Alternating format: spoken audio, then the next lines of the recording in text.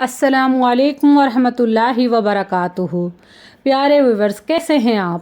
امید کرتی ہوں آپ سب خیریت سے ہوں گے۔ اللہ تعالیٰ آپ سب کو اپنے حفظ و ایمان میں رکھے۔ جیسا کہ آپ سب جانتے ہیں، ہم پہلے آپ کے ساتھ جنتی لاٹھی کا ذکر کر رہے تھے اور ہم نے 2 پارٹ آپ کے ساتھ شیئر کیے۔ اب ہم آپ کے ساتھ جنتی لاٹھی کا پارٹ 3 شیئر کرنے جا رہے ہیں۔ چلو شروع کرتے ہیں۔ نحمدہ و نصلی علی رسولہ الکریم۔ حضرت موسیٰ علیہ السلام اس مقدس لاٹھی سے بہت سے کام نکالتے رہے، مگر جب آپ فرعون کے دربار میں ہدایت کرنے کی غرض سے تشریف لے گئے اور اس نے آپ کو جادوگر کہہ کر جھٹلایا تو آپ کی اس عصا کے ذریعے بڑے بڑے معجزات کا ظہور ہونا شروع ہو گیا، جن میں سے 3 معجزات کا ذکر قرآن مجید نے بار بار فرمایا، جو مندرجہ ذیل ہے۔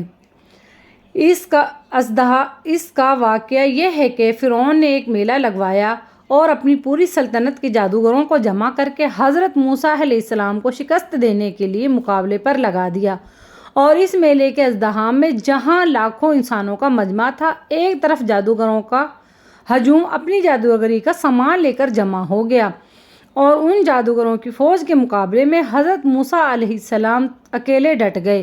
جادوگروں نے فرعون کی عزت کی قسم کھا کر کہا، اپنے جادو کی لاٹھیوں اور رسیوں کو پھینکا تو ایک دم وہ لاٹھیاں اور رسیاں سانپ بن کر پورے میدان میں ہر طرف دوڑنے لگی، اور پورا مجمع خوف و ہراس میں بدحواس ہو کر ادھر ادھر بھاگنے لگا۔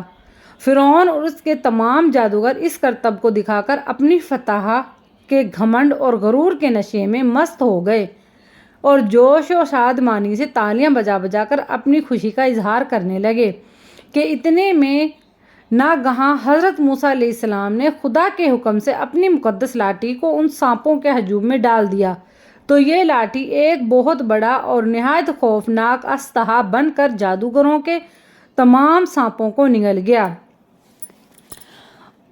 پیارے ویورز، آج کے لیے بس اتنا ہی۔ انشاءاللہ نیکسٹ پارٹ لے کر ہم حاضر ہوں گے۔ تب تک کے لیے اللہ حافظ۔ ہمارے چینل کو لائک کریں، شیئر کریں، سبسکرائب کریں۔